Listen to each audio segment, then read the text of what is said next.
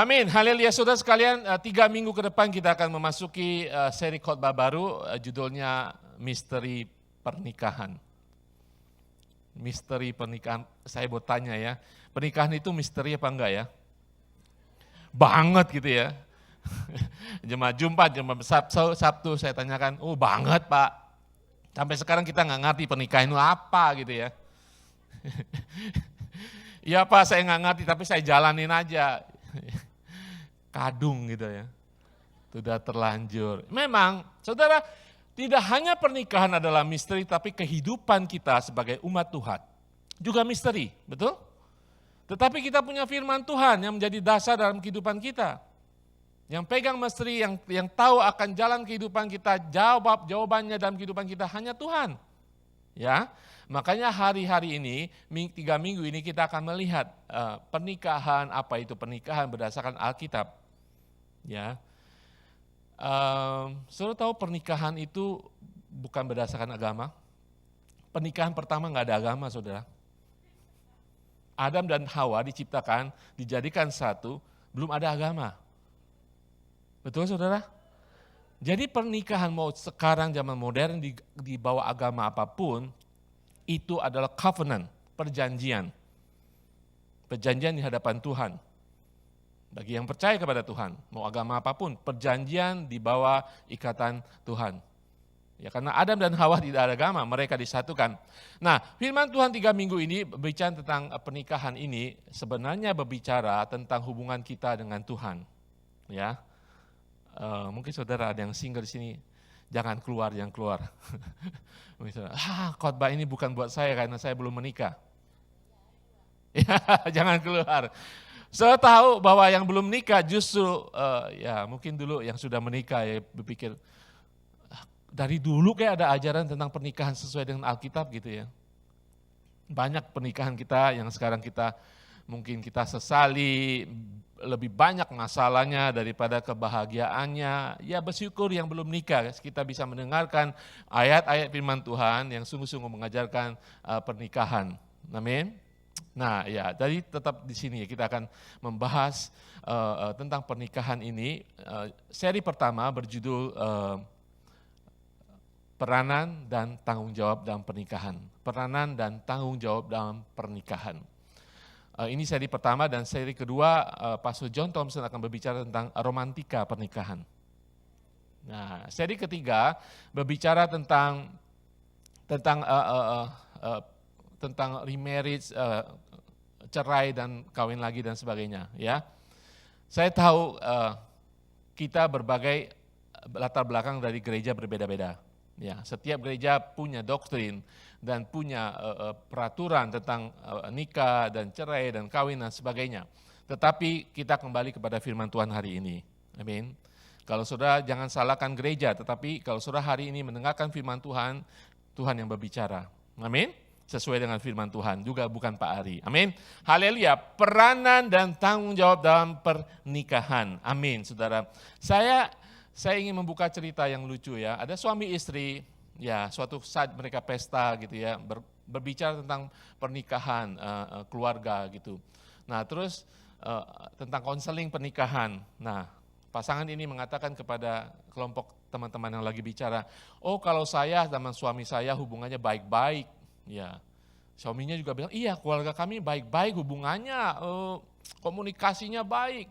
Istri saya dulu sekolah di bagian komunikasi, sarjana komunikasi. Saya sendiri sekolah di bagian teater, acting. Kalau di rumah, kalau istri saya sedang komunikasi, bagus, dia komunikasi. Tapi saya acting saja, pura-pura dengar. Saudara, setiap pernikahan tidak ada yang mulus-mulus saja. Amin. Ya, siapa punya pernikahan atau orang tua yang menikah mulus-mulus saja? Ya mungkin pernikahan bisa 50 tahun dan mereka masih hidup, tetapi perjalanan mereka kita tidak tahu. Amin. Haleluya. Yang pasti kita belajar hari ini bahwa pernikahan itu adalah yang dicetuskan oleh Tuhan sendiri. Ya. Kita lihat sebelum kita mengerti tentang pernikahan dan permasalahan yang sampai saat ini begitu jelemit gitu ya, tentang pernikahan, tapi kita melihat dari sisi iman kita. Tapi sebelum kita melihat ayat firman Tuhan, kita melihat apa artinya sih jadi seorang pria, apa artinya jadi seorang wanita.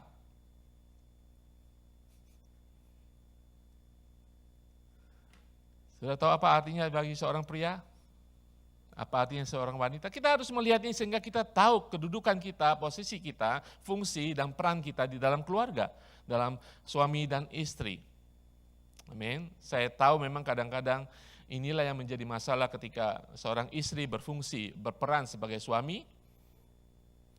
Saya nggak bilang tugas ya, nggak bilang aktivitas, tetapi peran sebagai suami. Ada juga suami berperan sebagai istri. Disitulah kita sampai hari ini budaya modern banyak masalah yang terjadi. Haleluya. Nah di sini kita akan melihat Kejadian 1, Kejadian 2, Kejadian 3, di mana disinilah ketika Tuhan menciptakan manusia dan Tuhan menciptakan suatu institusi namanya pernikahan. Disatukan antara seorang pria dan wanita. Kejadian 1 berbicara tentang kesetaraan mereka antara laki-laki dan perempuan, kesetaraan mereka. Kejadian 2 berbicara tentang tanggung jawab mereka yang berbeda, ya, untuk satu sama lain. Yang ketiga berbicara tentang hubungan mereka dengan Tuhan. Amin, haleluya. Jadi ini masih mendasar supaya kita tahu, apalagi yang belum menikah, tahu fungsi saya sebagai wanita apa, sebagai laki-laki apa. Kita lihat, poin pertama yang saya ingin seberangkan bahwa laki-laki dan perempuan itu setara. Setuju? Ya, kencang sekali. Laki-laki dan wanita itu setara adanya. Oke, kita lihat Kejadian 1. Firman Tuhan mengatakan di dalam Kejadian 1 ayat 26-28. Berfirmanlah Allah, baiklah kita menjadikan manusia menurut gambar dan rupa kita, supaya mereka berkuasa atas ikan-ikan di laut dan burung-burung di udara dan atas ternak dan atas seluruh bumi dan atas segala binatang melata yang merayap di bumi. So perhatikan kata mereka. Ayat 27. Maka Allah menciptakan manusia itu menurut gambarnya, menurut gambar Allah diciptakannya, dia laki-laki dan perempuan diciptakannya lah mereka. Allah memberkati mereka, lalu Allah berfirman kepada mereka, beranak cuculah dan bertambah banyak. Penuhilah bumi dan taklukkanlah itu, berkuasalah atas ikan-ikan di laut dan burung-burung di udara dan atas segala binatang yang merayap di bumi. Ini penciptaan. Saudara tahu bahwa memang saudara mengerti ketika penciptaan siapa yang diciptakan dulu? Adam. Yang kedua, Hawa. Ya, ataupun Adam itu artinya laki-laki, Hawa itu artinya perempuan. Ya. Tetapi dari 4 ayat ini kita tahu bahwa Tuhan menciptakan mereka semuanya, dua-duanya serupa segambar dengan Allah. Jadi laki-laki dan perempuan itu setara, sepadan. Ya. Apa yang kita bisa belajar tentang 4 ayat ini? Pertama, mereka diciptakan seturut dengan gambar Allah, mereka diberikan, dua-duanya diberikan otoritas untuk menguasai seluruh ciptaan yang lain. Yang ketiga, diciptakannya laki-laki dan perempuan setara, walaupun urutannya berbeda penciptaannya. Keduanya diberkati oleh Tuhan. Keduanya dipanggil untuk berbuah dan beranak cucu. Bukan hanya laki-laki beranak cucu, ya nggak mungkin. Dua-duanya harus kerjasama karena mereka diciptakan setara dan sepadan. Jadi kalau kita lihat 4 ayat ini, bahwa mereka setara, bahwa mereka tidak lebih rendah satu sama lain. Martabatnya sama, nilai kehidupan mereka sama, yang satu tidak bisa menjadi lebih superior, yang satu lebih inferior.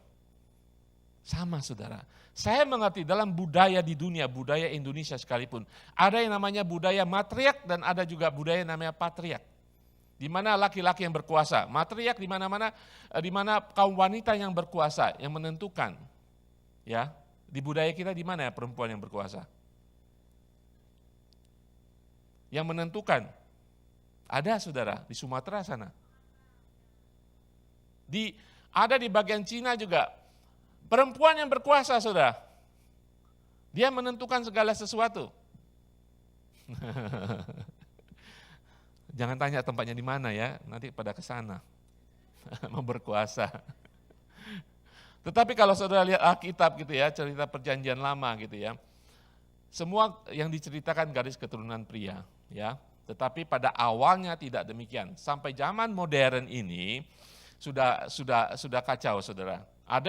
Karena dosa asal itu, nanti kita akan lihat dosa asal itu menyebabkan sampai saat ini ada pria fungsinya berbeda, bukan lagi menjadi kepala, tetapi menjadi orang yang berkuasa. Wanita kadang-kadang melebihi dari seorang wanita. Itu karena apa, saudara?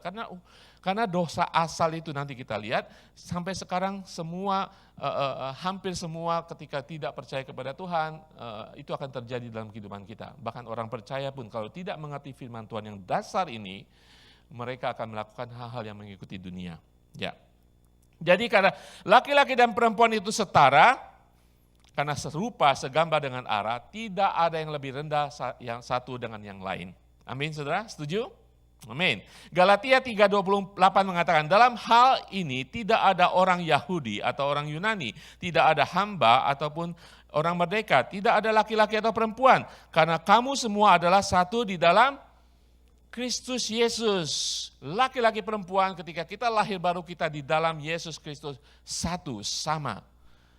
Tidak ada diskriminasi antara perempuan dan laki-laki. Bahkan Tuhan lebih jauh lagi, tidak ada diskriminasi antara suku dan bangsa. Jadi kita satu, sama, setara. Keduanya diberkati oleh Tuhan secara pribadi. Dan secara langsung keduanya diberi tanggung jawab untuk menguasai bumi. Haleluya. Nah, kita mengerti itu. Tetapi saudara, walaupun laki-laki dan perempuan itu setara, tetapi poin kedua, laki-laki dan perempuan itu berbeda. Betul? Setara sama berbeda itu, setara dan berbeda itu lain, saudara. Ya setara, tetapi berbeda. Kesetaraan bukanlah kesamaan, saudara. Ya, saudara bisa pikirkan bedanya laki-laki dan perempuan apa? Apa saudara? Apa saudara sekarang bingung? Zaman sekarang nggak ada bedanya, Pak. Ya, saya tahu kadang-kadang secara fisik ya ada perempuan yang memang bodybuilder dan mereka gede-gede gitu ya. Secara fisik kan lain kan. Mau satu suku sekalipun, laki-laki biasanya lebih besar bawaannya,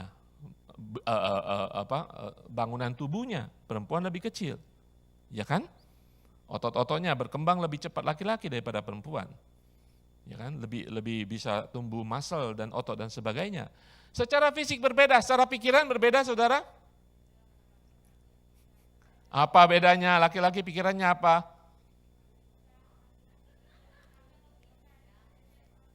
Iya, laki-laki lebih pakai logika, perempuan lebih pakai perasaan. Betul, saudara ya? Ya, kalau laki-laki baper ya adalah 1-2 gitu ya. Suka bawa perasaan gitu. Tapi pada dasarnya laki-laki itu pikirannya lebih logika. Saya pernah melihat satu gambar bahasan bahwa laki-laki itu digambarkan sebagai waffle. Saudara tahu waffle? Ya, waffle, makanya tinggal taruhin sirup yang kotak-kotak gitu kan. Kalau perempuan itu digambarkan sebagai spaghetti atau mie goreng. Ribet gitu ya. Maaf.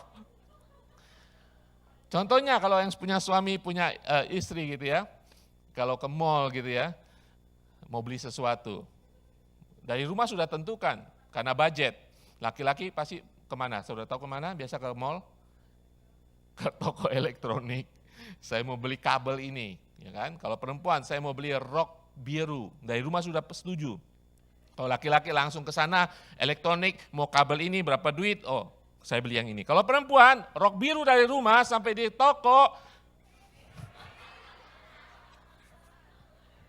yang biru, oh sini ada yang merah, oh sini ada yang pink. Nah itu maksud saya. Tapi itu bukan suatu kejelekan, saudara. Saudara tahu ketika perempuan dikatakan lebih punya perasaan, itu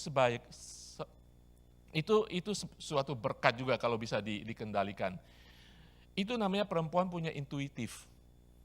Biasanya perempuan punya intuitif itu. Makanya banyak sekarang perempuan-perempuan yang menjadi CEO, yang menjadi kepala dari suatu perusahaan besar. Karena mereka punya intuitif, mereka bukan peramal, tapi mereka bisa pikirkan karena pengalaman perasaan, oh seperti ini, seperti kalau laki enggak.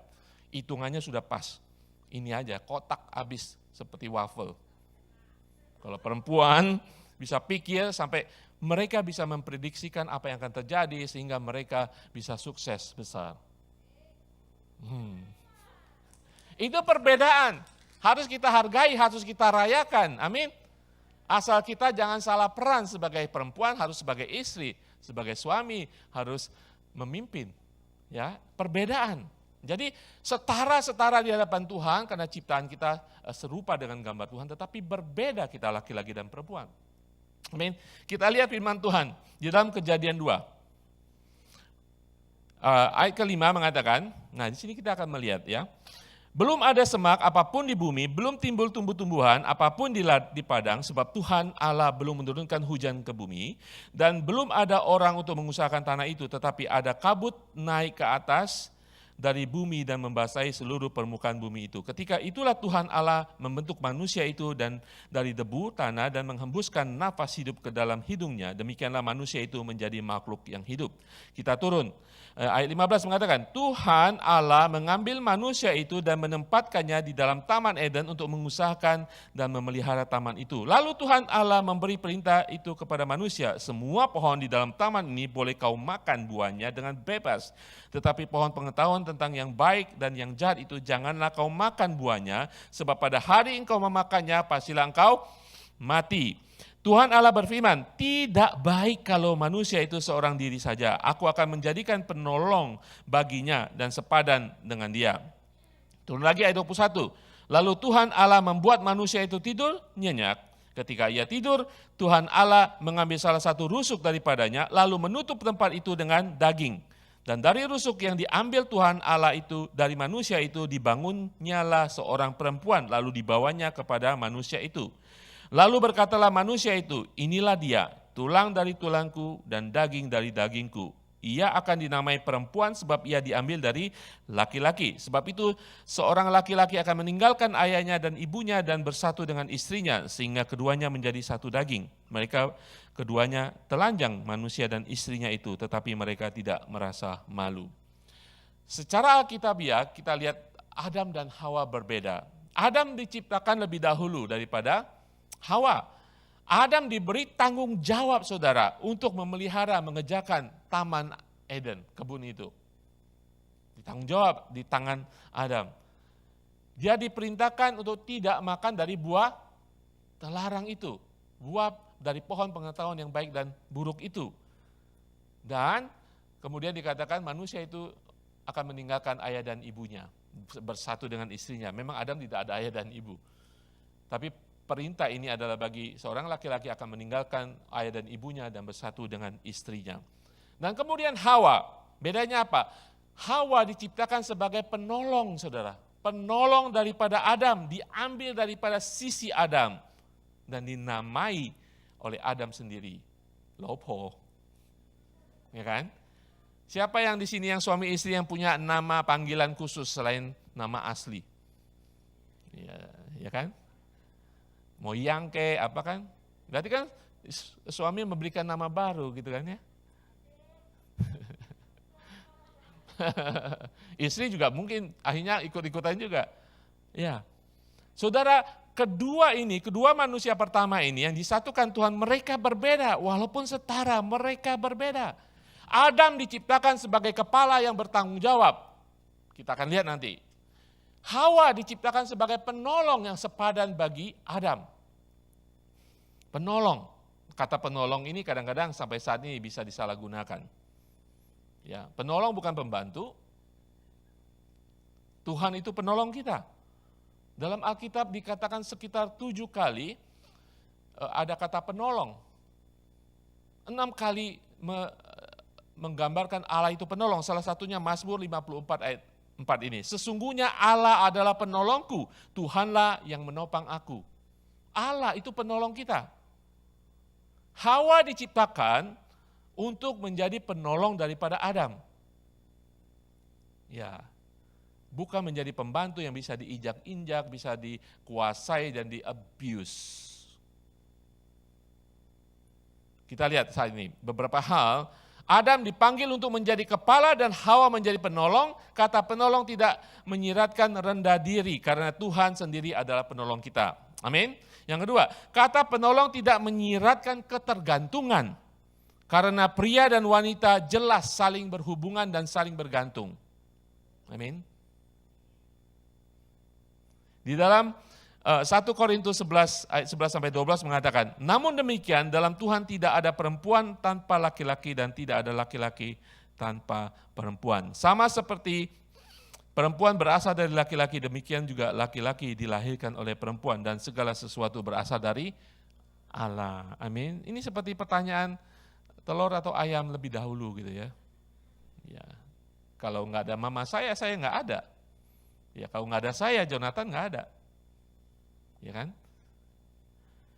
Nah, tetapi kata penolong ini memang berarti bahwa Tuhan menciptakan wanita untuk pria. Bukan wanita untuk wanita. 1 Korintus 11:8-9 mengatakan, sebab laki-laki tidak berasal dari perempuan tetapi perempuan berasal dari laki-laki dan laki-laki tidak diciptakan karena perempuan tetapi perempuan diciptakan karena laki-laki. Jadi perempuan Hawa diciptakan untuk menjadi penolong bagi Adam, bagi seorang pria. Kejadian 2 ayat 18 mengatakan Tuhan Allah berfirman tidak baik. Saudara tahu ketika Tuhan menciptakan berapa hari penciptaan? 5 hari penciptaan alam semesta, Tuhan katakan baik setiap hari ya. Hari ini baik, semuanya baik. Sampai Tuhan menciptakan Adam, sebenarnya tidak baik. Tidak baik kenapa? Sendiri saudara. Ayat tadi mengatakan, Tuhan Allah berfirman, tidak baik kalau manusia itu seorang diri saja. Aku akan menjadikan penolong baginya yang sepadan dengan dia. Supaya menjadi baik. Jadi wanita diciptakan untuk pria agar terciptalah sesuatu yang baik. Kesatuan yang baik, pernikahan yang baik. Kembali kita harus mengerti kita setara tetapi berbeda. Hawa diciptakan untuk mengimbangi atau melengkapi Adam dalam memenuhi semua rencana Tuhan. Beranak cucu, berkuasa atas alam semesta ini. Adam membutuhkan pendamping seperti Hawa. Tanpa Hawa, Adam tidak bisa berbuah dan beranak cucu. Aslinya ya. Sekarang ada pasangan sejenis bisa punya anak. Ini aslinya, makanya saya bilang ini khotbah pertama ini meletakkan dasar semua pernikahan. Ya. Mungkin banyak yang marah, sudah modern Pak. Ya, pernikahan sudah kayak gini, sesama jenis dan sebagainya, tetapi jangan salahkan saya, salahkan Alkitab. Alkitab mengatakan itu. Adam bertanggung jawab atau mempunyai kewajiban kepada Hawa, tetapi Adam tanggung jawabnya langsung, accountability-nya kepada Tuhan. Karena Adam adalah pemimpin, Hawa adalah penolong. Amin saudara. Jadi Hawa itu bukan propertinya Adam, saudara. Hawa itu bukan rewardnya Adam. Hawa itu pendamping dan penolong Adam. Dan mereka setara, walaupun mereka berbeda. Dalam urutan penciptaan, dalam peran, dan sebagainya. 1 Korintus 11:3 mengatakan, tetapi aku mau supaya kamu mengetahui hal ini, yaitu kepala dari tiap-tiap laki-laki adalah Kristus, kepala dari perempuan ialah laki-laki, dan kepala dari Kristus adalah Allah. Jadi laki-laki itu kepala, saudara. Ada yang mengatakan, iya laki-laki kepala, istri leher nggak apa-apa.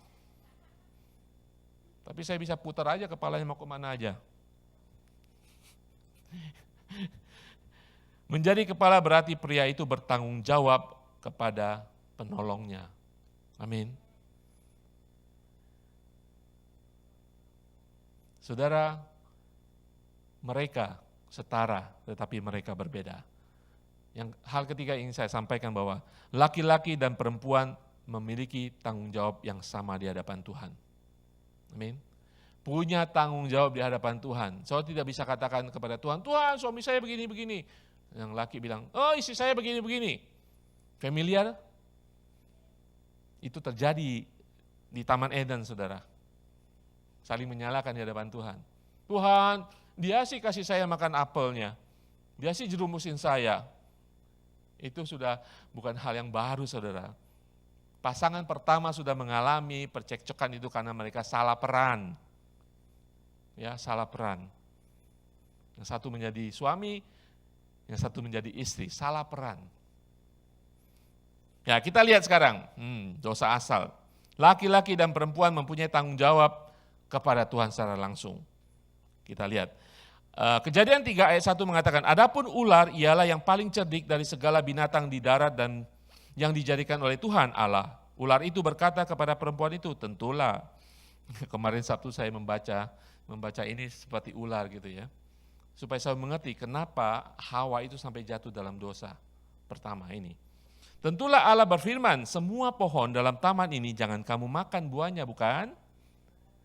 Iblis itu pintar, dia bisa mengutip firman Tuhan. Bahkan Yesus pun dihantam dengan firman Tuhan. Ketika Yesus doa dan puasa 40 hari lamanya. Ya kan? Nah, di sini dia menggoda Hawa. Ayat 2 mungkin tidak ada di sana. Ayat 2 mengatakan, lalu sahut perempuan itu kepada ular itu, buah pohon-pohonan dalam taman ini boleh kami makan, tetapi tentang buah pohon yang ada di tengah-tengah taman, Allah berfirman, jangan kamu makan ataupun raba buah itu, nanti kamu mati. Si Hawa masih meladeni ular itu dengan firman Tuhan. Tetapi ular itu berkata kepada perempuan itu, sekali-sekali kamu tidak akan mati. Digoda ya, jadi omongannya sedikit merayu. Tetapi Allah mengetahui bahwa pada waktu kamu memakannya, matamu akan terbuka dan kamu akan menjadi seperti Allah. Tahu tentang yang baik dan yang jahat. Saudara pernah menghadapi orang-orang di pinggir jalan, jualan? Pernah ya? Seperti itu saudara. Saudara nggak bawa duit pun saudara akhirnya mau beli. Saudara panggil teman, ada nggak $50 saya mau beli. Omongan yang merayu itu. Sama halnya terjadi di Taman Eden waktu pertama kali. Sehingga Hawa itu jatuh. Ayat 6 mengatakan, perempuan itu melihat bahwa, mulai melihat. Perempuan itu melihat bahwa buah pohon itu baik untuk dimakan dan sedap kelihatannya. Lagi pula pohon itu menarik hati karena memberi pengertian. Lalu, saudara sekalian, pengertian ini, ya dunia menawarkan banyak pengertian sampai hari ini.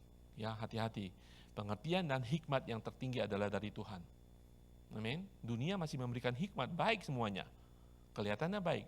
Tapi hikmat yang paling tinggi harus dari Tuhan terlebih dahulu yang akan menyaring semua pengertian dan hikmat dunia. Lalu ia mengambil dari buahnya dan dimakannya dan diberikannya juga kepada suaminya yang bersama-sama dengan dia dan suaminya pun memakannya. Jadi yang belanja, yang jalan-jalan ini si Hawa sampai ketemu sales ular ini. Jadi mungkin Adam waktu itu masih melihat-lihat gitu ya. Yang ini sudah tergoda dimakan. Lokung, makan dong. Gigitan kedua, hancur dunia sampai saat ini. Dosa asal sampai sekarang. Ayat 7 mengatakan, itulah akibatnya. Maka terbukalah mata mereka berdua dan mereka tahu bahwa mereka telanjang. Lalu mereka menyemat daun pohon ara dan membuat cawat.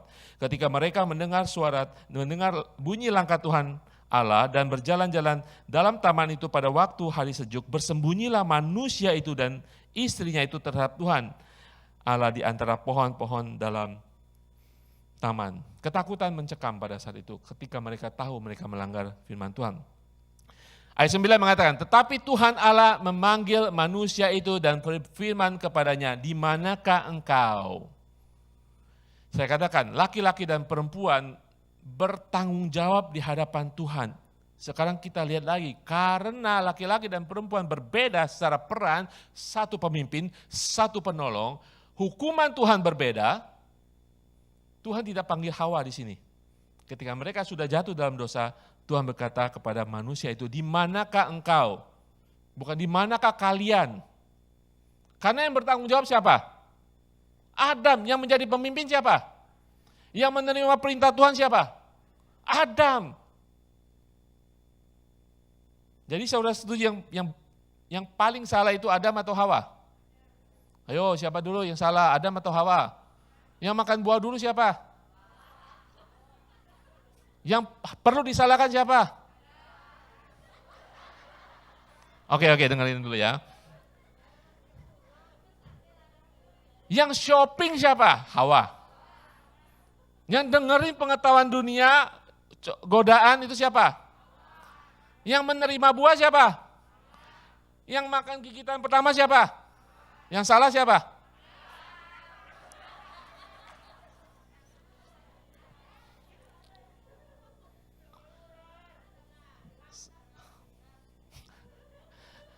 Saya mau tanya 100 kali juga Adam yang salah. Oke. Nah, kita lihat ayat ke-6 ya. Firman Tuhan kepada perempuan itu. Nih, hukumannya. Nanti kita akan lihat yang salah siapa. Nah, sekarang hukumannya dulu. Ayat 16. Karena mereka berdosa, dosa pertama, dosa kejatuhan. Firman-Nya kepada perempuan itu, susah payahmu waktu mengandung akan kubuat sangat banyak. Dengan kesakitan engkau akan melahirkan anakmu, namun engkau akan birahi kepada suamimu dan ia akan berkuasa atasmu. Ini dua hukuman bagi kaum wanita adalah hubungan tentang relationship.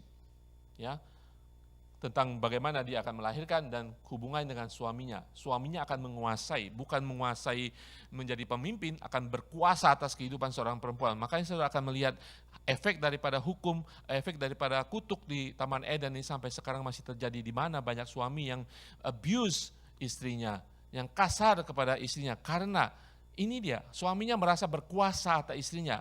Suaminya tidak memperlakukan istrinya sebagai penolong, pendamping, tetapi dia berkuasa, punya otoritas mutlak atas istrinya. Inilah kutuk yang masih terjadi sampai saat ini. Nah, kemudian ayat 17, ini hukuman bagi pria, bagi manusia itu. Lalu firman-Nya kepada manusia itu, karena engkau mendengarkan perkataan istrimu dan memakan dari pohon buah yang telah kuperintahkan kepadamu, jangan makan daripadanya, maka terkutuklah tanah karena engkau. Dulu tahu, pohon tumbuh sama makan durian tinggal petik. Ya kan, suka durian semuanya kan? Tinggal petik saudara nggak usah beli, nggak usah manjat. Sekarang terkutuklah tanah karena dosa mereka. Sehingga apa dikatakan? Dengan bersusah payah engkau akan mencari rezekimu dari tanah seumur hidupmu. Sampai pensiun. Banyak orang pensiun sekalipun masih kerja. Semak duri dan rumput duri yang akan dihasilkannya bagimu. Dan tumbuh-tumbuhan di padang akan menjadi makananmu. Dengan berpeluh engkau akan mencari makananmu sampai engkau kembali lagi menjadi tanah. Karena dari situlah engkau diambil, sebab engkau debu dan engkau akan kembali menjadi debu. Itu hukuman. Saudara lihat, karena mereka berbeda, peran mereka berbeda, tanggung jawab mereka berbeda, hukumannya berbeda. Untuk Hawa berbeda, untuk Adam berbeda. Tetapi masing-masing bertanggung jawab kepada Tuhan.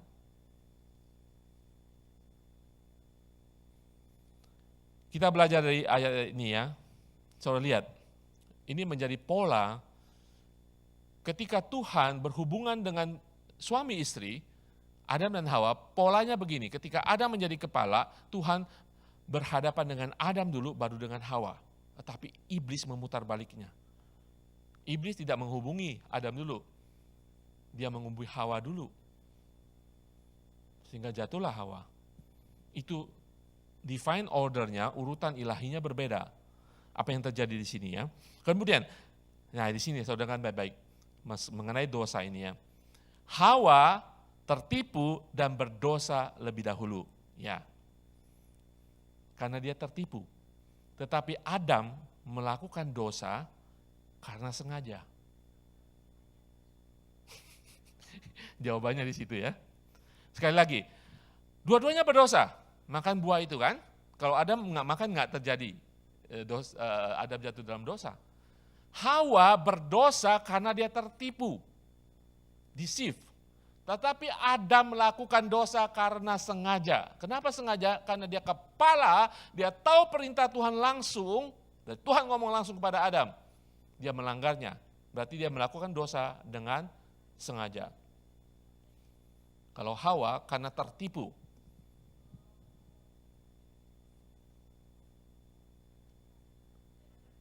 Jadi yang paling salah siapa?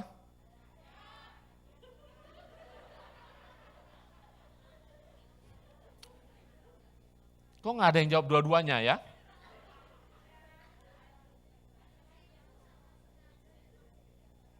betul. Ya betul saudara, Adam menjadi kepala harusnya, apalagi dia mendengar perintah langsung dari Tuhan. Dan di situ nggak ada kepepet, cuma ada satu buah pohon doang yang berbuah. Segenap taman itu berbuah. Dan hanya satu pohon saja, bahkan di tengah-tengah taman itu dikatakan ada pohon kehidupan. Kalau saya tarik interpretasinya sekarang, pohon kehidupan kita adalah Yesus. Kalau kita tidak hati-hati, kehidupan pribadi kita, tanggung jawab kita kepada Tuhan, kita kadang-kadang makan buah kehidupan. Bukan kehidupan dari Tuhan, tapi kehidupan dari dunia, pengetahuan yang baik dan buruk. Adam, perannya adalah pemimpin. Dia tahu seharusnya sebelum Hawa makan sekalipun, sebagai pelindung, sebagai pemimpin dia adalah imam, pelindung, penjaga, penyedia bagi istrinya. Dia tidak melakukan peran itu. Hawa, salahnya di mana? Bukan dia tergoda, karena dia mendengarkan perintah itu, bahkan diulang lagi kepada si ular. Dia tahu perintah itu, tetapi dia tergoda. Kenapa saudara Hawa tergoda? Kenapa Hawa sampai berdosa juga? Karena Hawa mengambil peran sebagai pemimpin. Seharusnya milik Adam. Kalau dia perempuan, Hawa ini tahu dia perannya sebagai penolong yang sepadan, dia panggil, lokong, home hosik ya toh? Dia makan dulu dikasih suaminya. Yang satu berperan tidak sebagai pemimpin, yang satu harusnya sebagai penolong berperan sebagai pemimpin kacau balau. Dan kekacau balauan yang pertama ini sampai sekarang masih terjadi. Saya nggak bicara tentang aktivitas dan kemampuan seseorang. Saya tahu ada istri yang menjadi pemimpin perusahaan besar, penghasil uang dalam keluarga, mungkin suaminya hanya kepala rumah tangga. Tidak berbicara, itu peran sehari-hari, itu fungsi, aktivitas. Bukan begitu. Tetapi peran yang asalnya ini adalah suami mau apapun penghasilan lebih rendah, ya pendidikan lebih rendah tetap adalah pemimpin. Istri mau pendidikan setinggi apapun, penghasilan seapapun, tetap sebagai penolong. Kalau tidak mengikuti ordernya Tuhan, makanya apa yang terjadi hari-hari ini dalam pernikahan modern pada saat ini, kekacauan terjadi. Karena itu dari awalnya kekacauan terjadi, dosa pertama. Hawa menjadi pemimpin, Adam ikut istri, menjadi penolong daripada istrinya. Jadi yang paling berdosa siapa? Jadi kita bisa belajar daripada pernikahan pertama ini. Dosa Adam termasuk mentaati istrinya daripada mentaati Tuhan. Betul? Dia lebih mentaati istrinya daripada mentaati Tuhan yang memberikan perintah langsung daripada mulut Tuhan sendiri. Dia, Adam, tidak mengintervensi dan gagal menjalan kepemimpinannya sebagai kepala untuk melindungi Hawa supaya tidak jatuh dalam dosa. Untuk menghindari Hawa untuk menjadi pemimpin malah. Sebenarnya Adam pada saat itu bisa menghentikan kejahatan yang terjadi, dosa yang terjadi, betul? Kalau dia menjalankan kepemimpinannya. Hawa bertindak sebagai kepala tetapi bukan kepala yang bijaksana. Adam bertindak sebagai penolong tapi bukan penolong yang bijaksana. Inilah kehancuran pertama dalam suatu pernikahan. Maka hari ini kita harus tahu, tidak ada yang terlambat, amin. Saya katakan di awal, tidak ada pernikahan yang sempurna sampai saat ini, sampai kita ke surga. Dan lebih penting lagi, tidak hanya hidup kita secara pribadi sudah ditebus, kutuk dosa asal ini sudah ditebus oleh Tuhan. Firman Tuhan di dalam perjanjian baru mengatakan, karena gara-gara satu orang Adam ini, Adam pertama berdosa, seluruh umat manusia berdosa. Karena Adam terakhir, Yesus Kristus, kita bisa ditebus dari segala kutuk dosa. Amin. Apapun keadaan pernikahan saudara, sama dengan kehidupan pribadi kita yang selalu masih melakukan kesalahan. Kehidupan pernikahan yang mungkin mengalami masalah, ya kalau saudara urut-urut pertanyaan itu seperti lagi, istri atau suami yang salah ya? Saudara sekarang nggak bisa ngomong Adam. Saudara pikir lagi, kalau misalnya ada keluarga, saudara mungkin ya, atau orang tua yang kacau gitu ya, masalah terus. Kalau saya tanya, yang salah siapa? Bapak atau ibu? Saudara atau suami saudara? Iya kan? Adam lagi. Dua-duanya salah, cuman memang Adam yang paling berat karena dia yang bertanggung jawab, karena dia pemimpin. Amin. Haleluya. Ya, saudara sekalian, inilah pelajaran buat kita, bahwa kita setara sepadan tetapi kita berbeda. Harus tahu itu. Tetapi dua-duanya bertanggung jawab di hadapan Tuhan. Amin. Saya ingin tutup dengan satu cerita. Dalam perjanjian baru dikatakan, firman Tuhan mengatakan, suami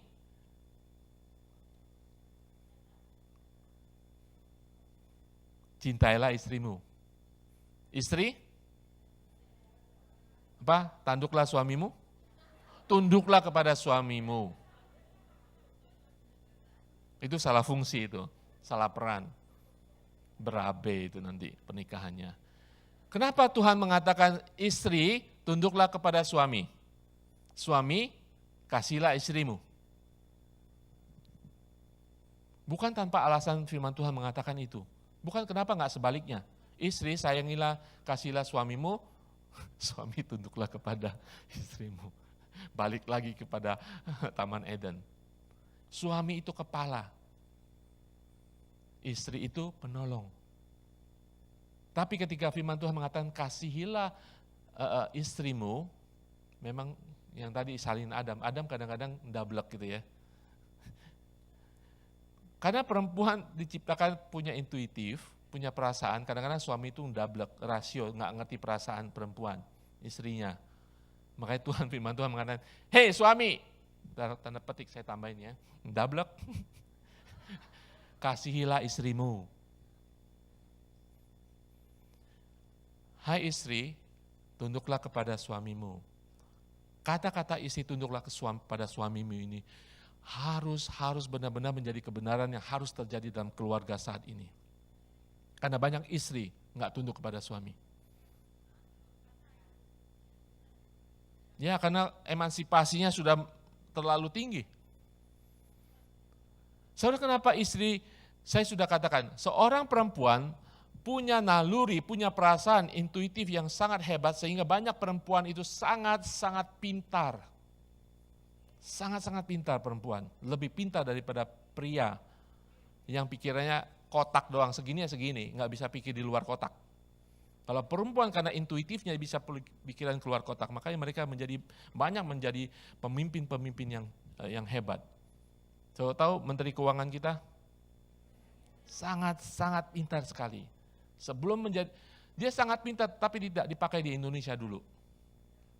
Dia dipakai di World Bank, saudara, Bank Dunia. Indonesia banyak uang, punya uang, bisa diputar uang dengan baik, di bawah pimpinan dia sebagai Menteri Keuangan. Saya bilang, makanya karena perempuan punya intuitif menjadi orang pintar, nah disinilah masalahnya akan timbul. Tidak bisa menghormati suami sebagai pemimpin lagi. Firman Tuhan mengatakan, hai istri, tunduklah kepada suamimu. Dan suami seperti itu, tidak mengerti perasaan istri. Istri ngomong, dicuekin. Ya kan? Ada satu cerita konyol lagi. Suami baru baca artikel. Dia bawa pulang ke istrinya. Istriku, ini artikel mengatakan seorang perempuan ngomongnya kata-kata yang lebih banyak daripada daripada suami.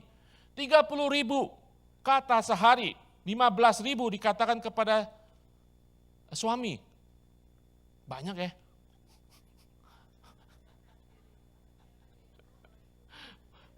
Terus dikatakan, ya itulah kenapa kamu banyak ngomong kepada saya sampai berulang-ulang. Rupanya suami itu nggak ngerti kalau istrinya ngomong. Harus omong 2 kali, makanya omongan istri itu banyak sekali kepada suami. Terus suami bilang, hah? Lagi, nggak ngerti lagi, istrinya masih ngulang lagi. Kenapa saudara? Karena suami itu kadang-kadang istri mengungkapkan sesuatu nggak ngerti. Bahasanya di sana. Karena laki-laki itu lebih terkotak-kotak karena logika. Makanya suami dikatakan, sayangilah, kasihilah istrimu. Kasihilah itu mendengar, menemani, dan sebagainya. Bukan sekedar I love you aja, ya kan? Lebih daripada itu, mengerti perasaan, itu sayang kan? Nah, disitulah saudara. Nah, kita harus mengerti perbedaan kita. Amin. Ya, saya tutup dengan satu cerita. Ada suami istri. Suaminya ini ngegeng, minum gitu ya, berandal lah ya. Suka ngegeng, makan sampai malam, kumpul sampai malam, mabuk-mabukan.